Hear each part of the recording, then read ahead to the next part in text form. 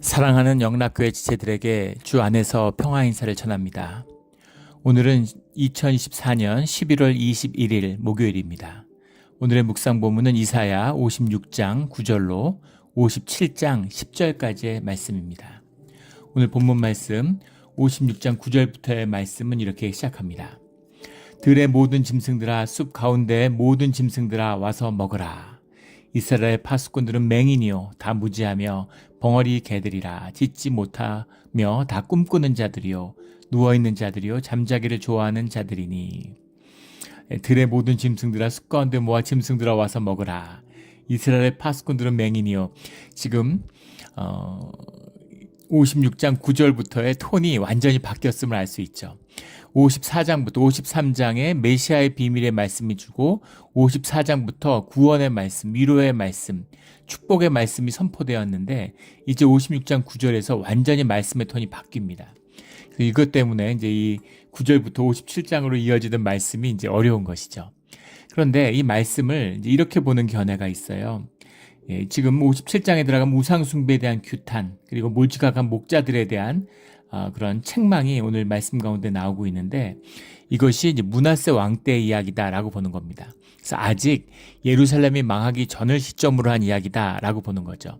근데 이제까지 보면 지금 포로기에 갔다가 귀환해서 예루살렘을 재건하는 때까지 이야기가 쭉 진행되어 왔는데 갑자기 왜 다시 과거로 돌아갔을까? 그것이 이사야서를 편집했던 이 문서가 집대성되었던 바벨론 시기의 문서의 과정 가운데 들어간, 사실은 시기적으로는 그 앞의 일인데 그 뒤에 편집된 것이다, 뭐 이렇게 보는 것입니다. 그런 해석도 있고, 그러니까 므낫세 왕 때에 대한 그 참혹했던 우상 숭배 때를 주님이 이제 비판하시는 그 시대의 이야기가 지금 편집돼 들어온 거야, 이렇게 보는 견해죠. 그런데 또 다른 견해는 이것이 페르시아의 아하수에로 왕 때의 이야기다라고 보는 겁니다.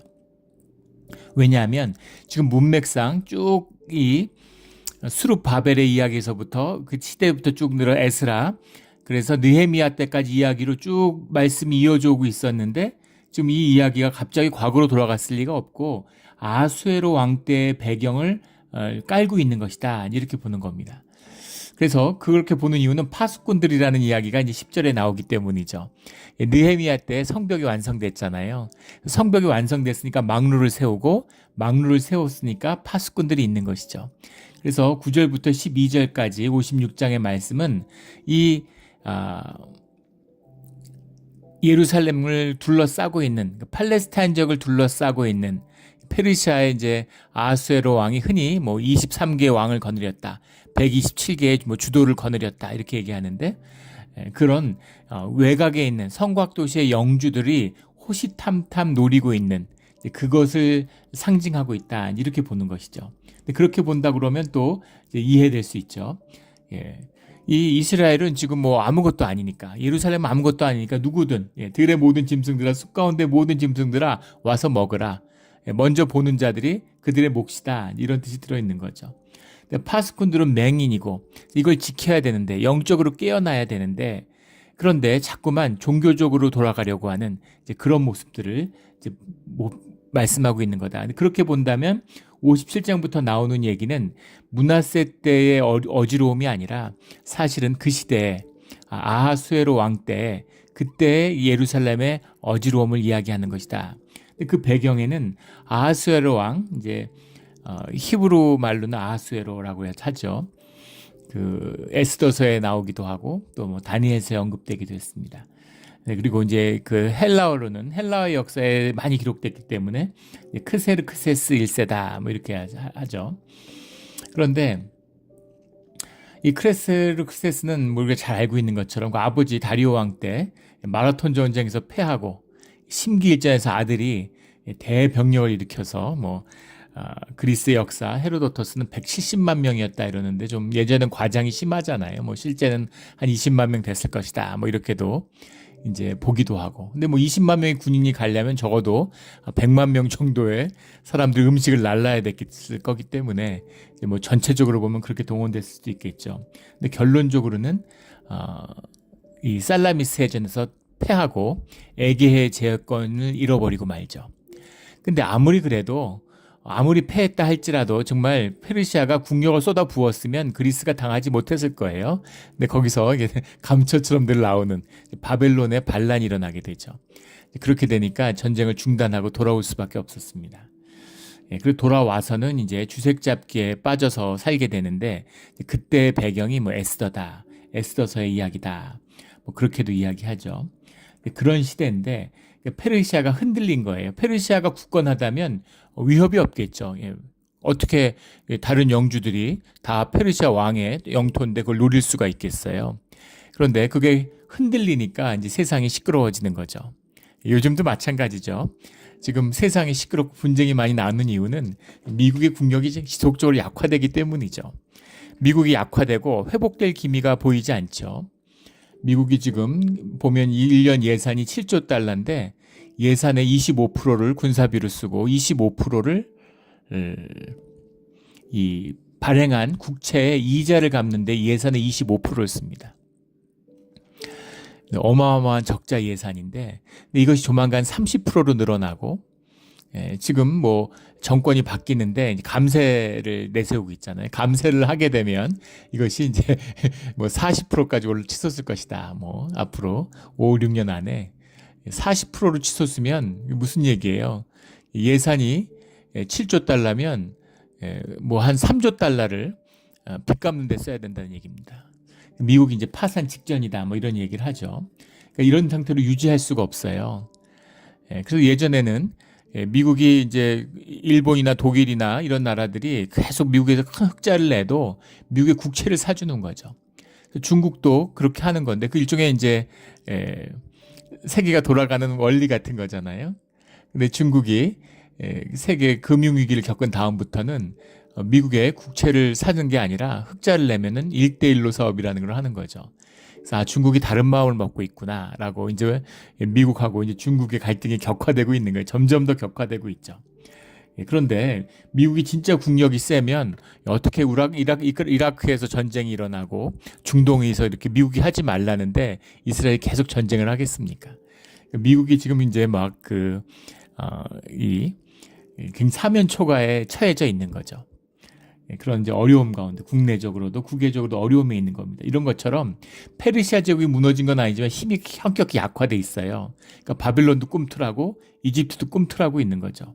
근데 그런 위협 속에서 지금 예루살렘이 살아가야 할 길을 주님이 일러주시는데 지금 그때가 마치 므낫세 때의 재현 같은 거죠. 그래서 정신 차려라. 이제 그런 뜻이 들어있는 겁니다. 11절에 보면 이 개들은 탐욕이 심하여 족한 줄을 알지 못하는 자들이요 그들은 몰지각한 목자들이라.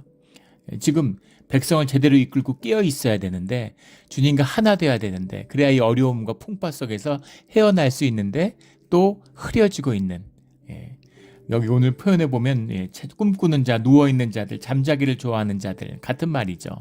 주님이 늘 깨어 있어라, 일어나라, 누워있는 것, 잠자고 있는 것, 영적인 마비 상태를 말씀하고 있는 거죠. 57장 1절에 보면 의인이 죽을지라도 마음에 두는 자가 없고 진실한 이들이 거두어감을 당할지라도 깨닫는 자가 없도다. 주님의 한탄이죠. 의인이 죽는다라는 얘기는 주님의 공의가 사라지고 있다는 얘기죠. 억울한 사람이 나온다는 얘기입니다. 므낫세 왕 때를 기억하는 역대왕의 그 기록에 보면 죄 없는 자들의 죽음, 억울한 자의 죽음 이런 얘기가 계속 나오죠. 그러니까 권력이라고 하는 거, 국가 권력은 공정한 법 집행을 해야 되는 거예요. 그런데 그게 흔들리는 겁니다. 힘이 있으면 법을 피해가요. 법이 공평하게 적용이 안 되는 겁니다. 그때 얘기할 것도 없죠. 지금 미국을 보세요. 지금 트럼프가 대통령이 됐는데 지금 그 전에 사법 그 재판을 해갖고 4년 동안 32개의 범죄에 대한 중대 범죄에 대한 유죄 확정 판결을 받았죠. 무슨 뭐 증인 매수 뭐 이런 것부터 시작해서 여러 가지 성추행 이런 거 여러 가지 혐의에 대한 중대 범죄죠 전부 다. 그래서 32개에 대한 배심원 만장일치 유죄 판결을 받았습니다. 그런데 그러면은 선고를 해야죠. 근데 재판부가 선고를 안 해요. 그래서 결국 대통령이 됨으로 그 모든 것에서 벗어났죠. 이제 4년 임기가 끝나면 그때 가서 선고할까요? 예. 그때 이제 힘이 있으면 선고하고 없으면은 이번에 이제 대통령 선거 많이 떨어졌다 그러면 감옥 갔겠죠. 이게 무슨 법입니까? 미국이 어떻게 이럴 수가 있나? 참 기가 막힌 거죠. 한국도 마찬가지죠. 예, 무슨 불법 대북 송금 이래가지고 부지사가 그 9년 확정을 판결을 받고, 예, 또 무슨 뭐 부동산 개발 이런 관련해 갖고 그 측근들이 다 뭐 5년, 8년 이런 확정 판결을 받고 복역하고 있는데 그 주범인 그 모든 판결문의 주범으로 나오는 사람은 아직 1심 판결도 나질 않았어요. 예, 몇 년 가도 재판이 안 끝날 거라 그러죠. 이게 말이 됩니까? 예, 이게 이제 세상의 법이에요. 힘이 있고 파워가 있으면 못 건드리는 겁니다. 이게 무슨 법이에요? 약하고 가난한 사람들, 이런 사람들은 무슨 자그마한 죄를 져도 엄중히 처벌하고, 별것도 아닌데 구속시키고. 근데 힘이 있고 파워가 있으면은 그런 뭐 명백한 범죄를 졌는데도, 이번에 그 지난 정권에 무슨 국회의원이었는데, 그 위안부 할머니들 돕는다고 단체를 만들어서 시민단체를 만들어서 돈을 받아가지고는 자기 멋대로 쓰고 횡령하고 그래가지고 기소가 됐습니다. 그런데 그 사람이 국회의원이 됐어요. 비례대표로. 근데 재판이 한 5년 끄는 바람에 임기를 다 마치고 임기를 무사히 마치고 이제 재판이 확정 판결이 났다. 이런 게 뭐하러 재판하나요? 이제 그런 거죠. 네. 그래가지고 뭐 선거 관련으로 기소됐는데 또 무슨 경찰 간부인데 그 사람이 아직도 재판이 안 끝나가지고 2심에서 확정 판결까지 받았는데 재선 의원이 됐습니다. 뭐하러 재판하는 겁니까? 정말 기가 막힌 일이죠. 정말 공정이 공의가 땅에 구르는 겁니다. 기가 막힌 이런 걸 말씀하시는 거죠. 의인이 죽는데 진실한 이들이 거두어감을 당하는데 깨닫는 자가 없도다. 그것이 어떤 재앙을 불러오는지 예루살렘이 왜 망했는지 그것을 깨닫지 못하는구나 라는 주님의 탄식이 들어있는 거죠. 의인들은 악한 자들 앞에서 불려가도다. 악이 흥왕하는 지금 세대잖아요. 악이 흥왕하는 지금 뭐 이스라엘 총리도 2019년인가요? 무슨 뭐 뇌물 뭐 무슨 부패 혐의 이런 걸로 그 기소돼서 유죄 판결을 이미 받았잖아요. 계속 재판을 끌고 있는 거죠. 그러면서 다시 총리가 돼가지고 전쟁을 하고 있는데 지금 전쟁 끝나면 총리 끝나는 거고 총리 끝나면 감옥 가야 되는 거죠. 전쟁 끝나겠습니까? 그런데 참 이게 뭐 악당들이 흥왕하는 악이 흥왕하는 세상이에요. 독재자들이 무슨 저 김정은, 푸틴, 뭐 시진핑 이런 떵떵거리고 터키도 그렇고 뭐 서방이나 무슨 뭐 사회주의권이나 가리지 않고 악당들의 아주 세상이 왔습니다. 이런 걸 말하는 거죠. 의인들이 악한 자들 앞에서 불려가는도다. 그런데 그걸 보면서도 깨달음이 없는 그런 세태를 말씀하고 있는 거죠. 2절에 그들은 평안에 들어갔나니 바른 길로 가는 자들은 그들의 침상에서 편히 쉬리라. 침상에서 편히 쉰다는 건 영원한 안식을 말하는 표현인 거죠. 그래서 억울한 일을 당하고 공의가 무너져서 의인들이 진실한 사람들이 죽음을 당할지라도 그들은 평안과 안식을 누리게 된다. 영원한 안식 가운데 들어가게 된다라는 말씀입니다. 이것도 위로의 말씀이죠. 그런데 5절에 보면 너희가 상수리 나무 사이 모든 푸른 나무 아래에서 음욕을 피우며 골짜기 가운데 바위 틈에서 자녀를 도살하는도다. 몰록 숭배에 대한 그런 그 실태를 고발하는 말씀입니다. 상수리 나무 사이라는 게 이제 상수리 나무라는 것이 신목이라고 그랬죠. 그 밑에서 제사를 지낸다는 의미일 수도 있고 또 상수리 나무를 베어다가 우상을 만드니까 그 우상 사이에서라고도 이제 해석할 수 있습니다. 모든 푸른 나무 아래서 음욕을 피우며 바위 틈에서 자녀를 도살하는도다. 이 몰렉 숭배죠. 그 헬라어로 개흰놈이잖아요. 흰놈의 골짜기. 거기서 몰렉 숭배를 드렸는데 예루살렘의 이제 남쪽에 있는 흰놈의 골짜기죠. 그것이 이제 그 발굴이 돼가지고 거기서 유아들의 그 해골이 한 2만 개 나왔다는 거죠. 정말 끔찍하지 않습니까? 이게 지옥이다. 지옥이죠. 어떻게 지옥이 아니고 이런 일이 있을 수 있겠습니까? 혈육으로 산다는 건 단절의 삶을 산다는 거예요. 근데 아무리 혈육으로 살아도 가족이 혈육이잖아요. 자기 자식은 귀하게 여겨야죠. 근데 자기가 잘 되겠다고, 자기가 복 받겠다고 자식을 갖다 바쳐요. 이거는 혈육의 일도 아닙니다. 심령이 죽고 혈육도 죽은 거죠. 혈육의 정도 죽은 거예요. 그러니까 이것은 대적의 일이고 마귀의 일인 것이죠. 근데 이런 일들이 다른 것도 아니라 예루살렘에서 일어났던 것이죠. 므낫세 때 이게 아주 극성을 부렸다는 거 아닙니까? 이런 비극적인. 그런데 이런 일이 설마 예루살렘에서 또 일어나? 또 일어났다고 그런 얘기는 아니겠죠. 그러나 사실은 이런 걸 봐야 되는 겁니다. 영적인 의미죠. 세상 법에서 보면은 우리가 누굴 죽이고 싶어요. 그런데 죽이지 않았죠. 참아. 그러면 아무 문제 없습니다.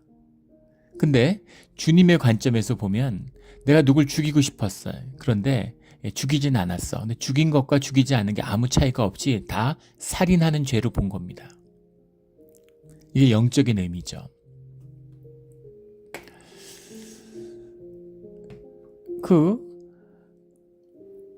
좋은 가정에서 사랑받고 자랐으면 죽이고 싶은 마음이 들어도 참을 수 있습니다. 그런데 고아루장하고 학대받고 파양됐고 이랬으면 인격이 파괴됐으면 그러면은 살인을 감행할 수도 있겠죠. 근데 그게 중요한 게 아니고 중요한 건 우리 중심의 마음이죠. 그 중심의 진실을 말씀하는 겁니다. 그런데 자식을 몰래 신전 앞에 타는 것으로 드리는 이런 걸 보면서 어떻게 그런 짓을 해? 근데 우리 시대에는 그런 짓을 서슴없이 해요. 자식이 훈장입니다. 자식이 내 어떤 사회적인 그런 가면이에요. 그래서 자식으로 나를 자랑하고 싶은 거죠. 그래서 애를 죽어라고, 애가 죽어가는데 애를 죽어라고. 그런 분들 많이 봤어요. 미국은 좀 덜하죠. 미국도 요즘엔 자꾸 이제 그런 거 따라가는 것 같은데, 뭐 산호세 이런 데는 뭐 한국 못지않다 그러더라고요. 그런데 한국에 있을 때는 뭐 그런 경우 많이 봤습니다. 엄마가 애를 잡아요. 근데 보면은 여자애들은 그래도 정서적으로 좀 안정돼 있어서 엄마가 잡아도 좀 따라가는데 남자애들은 그렇게 막 쪼으면은 애들이 이제 완전히 빗나가는 애들도 자주 봅니다. 예전에 나눈 적이 있죠. 막 그렇게 학원 다니고 막 부모가 그렇게 쪼는데 애가 못 견디고 이제 정신병원 입원하고 막 그러는 거예요. 제가 섬겼던 교회 권사님 아들인데 서울 법대를 나왔는데 정신과 치료를 받아요. 그런 애가 둘이나 있었습니다. 봤습니다. 근데 애를 계속 쪼으니까 이제 애가 못 견디는 거예요. 애를 왜 그렇게 쪼읍니까? 이제 뭘 하겠다고? 애 법관 만들고 뭐 검사 만들어서 떵떵거리고 사회적으로 이렇게 자기를 위해서, 내 에고를 위해서, 내 에고의 거짓을 위해서 자녀를 잡는 거죠. 그게 몰래 숭배입니다. 그런 비참한 일들을, 그런 일들, 그런 영적인 죽음을 주님이 경계하시는 거죠. 책망하시는 겁니다. 6절에 골짜기 가운데 매끄러운 돌들 중에 내 몫이 있으니 그것들이 곧 내가 제비 뽑아 얻은 것이라. 재밌는 표현인데 골짜기 가운데 매끄러운 돌들이라고 하는 것, 위에 내 몫이 있으니 같은 말이에요. 하라크라는 말인데 포르션, 뭐 쉐어 이런 거 소득. 골짜기에 매끄러운 돌들 중에 내 소득이 있다. 이게 무슨 말일까요? 그것들이 곧 내가 제비 뽑아 얻은 것이라. 우상 숭배의 이야기고, 그들의 그 가운데 너가 부를 찾고, 그 부라고 하는 것이 우연의 결과라고 하는 것이죠. 무슨 강바닥에 있는 이제 근사한 돌 같은 걸 가져다가 우상으로 깎는 거죠. 그 돌을 숭배하면서 거기다 재물을 바치고 또 자기가 성공하면 그것으로 성공했다고 하는 에고의 장난이잖아요. 거짓으로. 내 마음대로 사실 하는 거죠. 근데 사람이 다 영이 있기 때문에 그 영적인 실체를 느껴요. 현상으로 되지 않는다는 걸 느끼는 겁니다. 그러니까 두려운 것이죠. 두려운 거예요. 통제할 수 있는, 예측할 수 있는, 그게 뇌의 기능이잖아요. 컨트롤할 수 있는, 예측 가능한 그런 환경과 조건을 만들고 싶은 마음이 있는 거죠. 근데 그게 안 되는 겁니다. 현상에서 매니지먼트가 안 돼요. 그걸 왜 죽어라 뛰는데, 죽어라 힘을 다하는데 그걸로 안 된다는 걸 아는 거죠. 예, 그러니까 이제 온갖 것을 하는 거죠. 우상숭배를 하고 점도 보고, 예, 그런 거짓으로 마음의 안식을 얻고자 하는, 예, 그 가운데 너의 몫이 있다. 예, 제비 뽑아서 얻은 것이다. 예, 내가 전제와 예물을 그것들에게 드리며 내가 어찌 위로를 받겠느냐. 그러니까 우상숭배, 기독교도 마찬가지죠. 기독교를 우상숭배화하는 종교인들이잖아요. 바리새인들처럼, 예, 내가 통제할 수 있는, 내 마음에 흡족한, 내가 의리롭고 내가 구원의 확신이 있고 뭐, 예, 내가 뭐 좋은 일 많이 했고, 예, 뭐 직분 같은 거 받아서 이렇게 하고, 예, 우리가 뭐 5대째 크리스찬이다 이러면서, 예, 그런 걸 얘기하는 거죠. 그런 걸 통해서 주님에게 무슨 기쁨이 있겠느냐 이런 말씀을 주시는 겁니다. 주님이 종교의 의를 쌓아 올리라고, 성전 쌓아 올리라고 우리를 부른 게 아니죠. 아픈 마음, 진실을 살게 되면 우리가 깨지게 돼 있어요. 깨진 심령, 주님의 우리를 향한 그 아픈 마음을 느끼고 만나고 함께하는 것입니다. 그런 거짓의 이야기, 우상숭배 이야기를 말씀하고 있는데 이 비참하죠. 근데 그 안에 들어가면 비참한 걸 모르는 겁니다. 이 모든 것을 끊어내는 우리의 신앙의 길이 되기를, 진실의 길이 되기를 주의 이름으로 축원합니다. 7절에 내가 높고 높은 산 위에 내 침상을 베풀었고, 내가 또 거기 올라가서 제사를 드렸으며, 산 위에 침상을 베풀었다라는 얘기가 8절에 가면 그들이 침상을 사랑하여 그 벌거벗은 것을 보았으며, 우상숭배로 산당에서 제사를 지내는데, 이것이 몰렉 숭배도 마찬가지고 바알 숭배도 마찬가지고, 무슨 아세라 숭배도 마찬가지고, 이 제사의 가장 중요한 하이라이트가 뭐냐면 집단 음행입니다. 그 성전 창기가 있는 것이죠.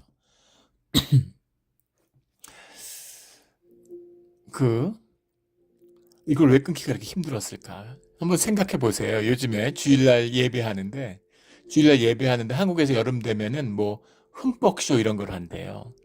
예, 그래가지고 이제 막 물을 뿜어대고 뿌리면서 이제 거기서 전부 다 막 수영복 입고서 이제 춤추고 노래하고 막 공연하고 막 이러는 거죠. 예, 그래서 이제 막 한 손에 맥주 들고 이제 마시면서, 예, 그 청년들이 예배 갈래, 흠뻑쇼 갈래 그러면 어딜 가겠습니까? 예, 그래도 약간 찔림이 있을지 모르죠. 근데 만약에 교회에서 흠뻑쇼를 한다고 한번 생각해 보세요. 바닷가 같은 데 다 가서 흠뻑쇼를 하면 다 거기까지 누가 교회로 오겠어요. 그런 걸 생각해 보시면 되겠죠. 그런 거예요. 예. 그래서 얼마나 좋겠습니까? 예. 마약하고 술하고 집단 음행을 하고 공개적으로 하는 거죠. 이것을 끊을 수가 없는 겁니다. 못 끊는 거죠. 예. 뭐 이제 고고학 같은 데서 많이 보고가 있죠. 이런 뭐 아세라 숭배도 그랬고, 뭐 그리스나 로마나 이 페르시아 이런 데서도 그 애굽의 그 미라가 발견됐는데 그 중에 대부분이, 예, 그래서 마약이 발견되고, 뭐 광대버섯, 실로시빈 같은 거죠. 뭐 코케인 성분 이런 게 발견된다는 거 아니에요? 그래서 코케인은 사실은 북아메리카에서밖에 안 자라잖아요. 그 열대식물이기 때문에. 근데 어떻게 이집트의 미라에서 코케인 성분이 나왔을까? 그것도 이제 미스테리죠. 그래서 이제 사실은 사실 다 양쪽 다 뭐예요? 이 무덤 양식 같은 것도 굉장히 흡사하고, 그래서 그 교류가 있었을 것이다 이렇게 보는 거죠. 실제로 그 이집트에서 나온 그 배를 띄워가지고 그 집으로 만든 그 남미까지 가는 게 가능한가? 근데 이제 사실은 그 수로 같은 걸 보면, 해로의 대서양의 해로를 보면 얼마든지 이제 갈 수 있는 거죠. 뭐 그런 것들이 나왔습니다. 그러니까 뭐 오늘날 미국에서 마약 못 끊는 거 이런 거 보면 알 수 있잖아요. 예. 그 마약 무슨 다큐멘터리를 보는데, 그 워싱턴주에 있는 무슨 이런 그 교회예요. 그런데 이제 사람들이 마리화나를 다 하고서 그 성경에 나오는 생명나무가 그 마리화나라 그러면서, 예, 그 마리화나를 전부 다 하고서 대마초를 하고서 이제 예배를 드리는 뭐 그런 게 나 보여지더라고요. 그게 인간의 모습인 거죠. 마리화나 하고 싶으면 마리화나 하면 되는 겁니다. 예. 근데 그걸 무슨 생명나무라 그러고 그걸 예배를 왜 그렇게 결합시키려고 그래요. 그러니까 그런 거죠. 예. 양심의 찔림이 있는 거죠. 심령의 찔림이 있는 겁니다. 그것을 덜어내는, 그걸 종교를 이용하는 거예요. 그게 늘 종교가 하는 일이죠.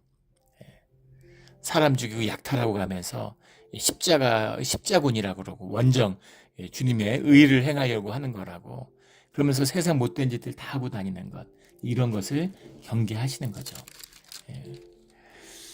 종교가 흥황해요. 이런 짓을 하면 경기가 좋아집니다. 그럼 경제가 좋아지는 것 같죠. 근데 그것이 결국 망하는 길인 걸 왜 모르느냐. 이것이 잠자는 몰지각한 그런 목자들의 이야기, 꿈꾸는 자들, 누워있는 자들의 이야기인 것이죠.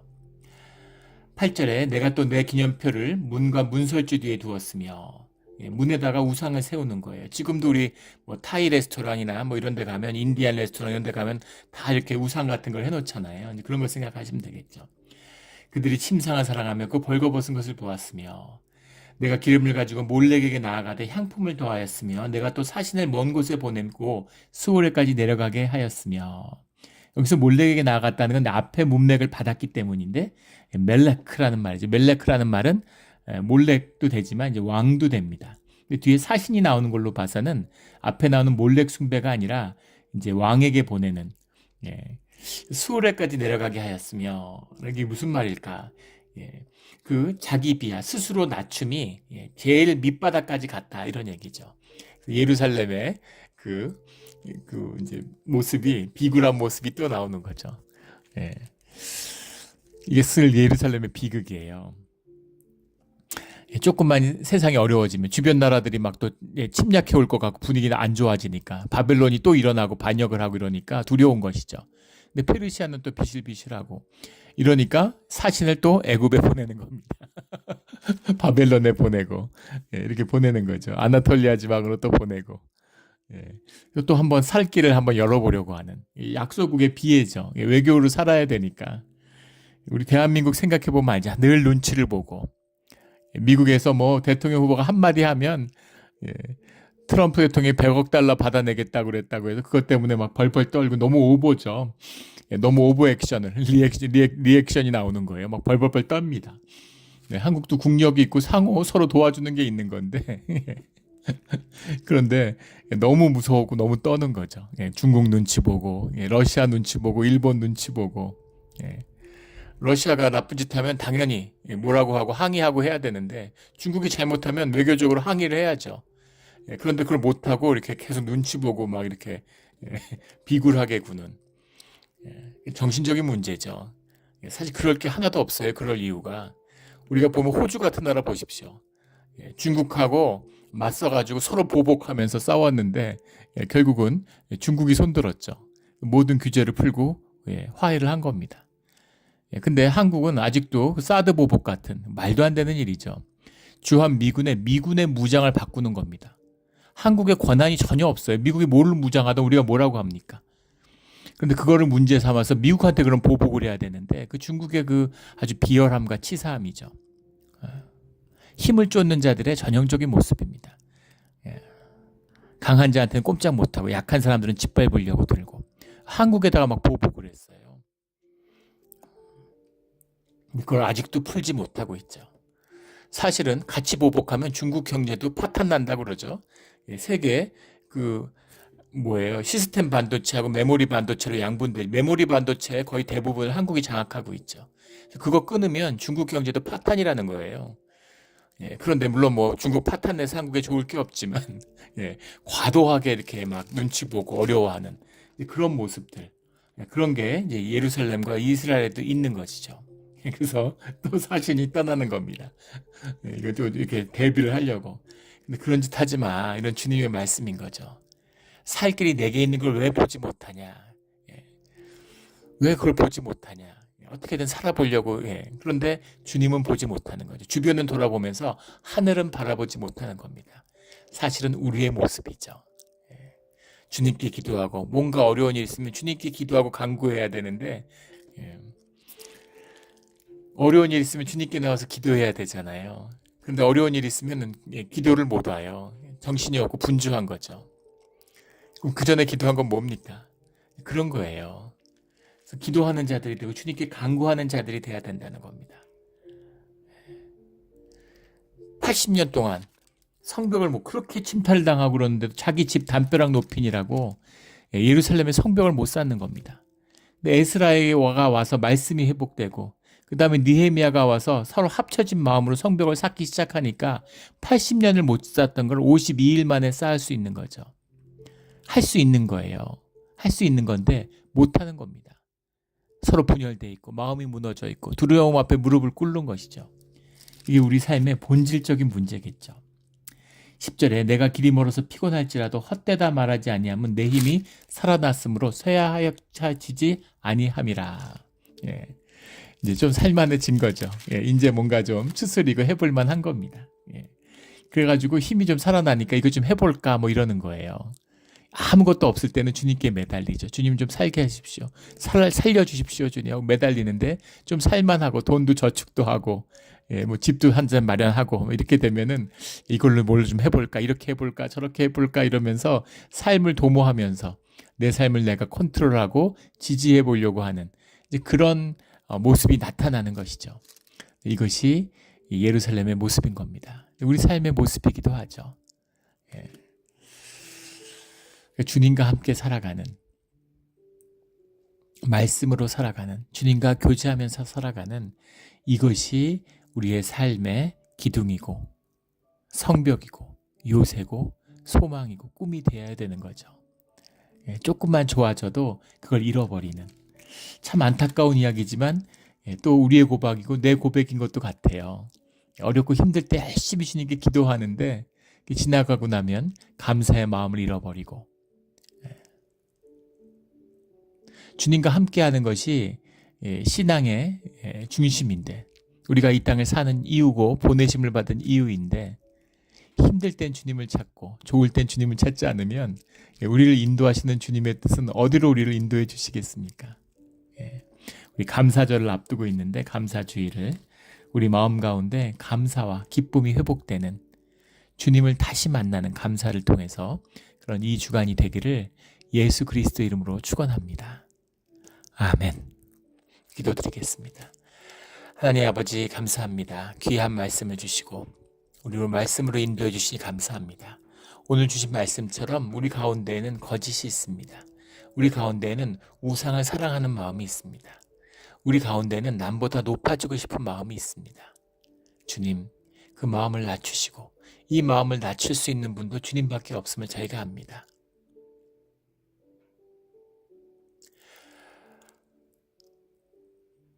말씀 속에서 주님의 진실을 살아가는 회복되는 우리의 삶의 자리가 되게 하여 주시옵소서.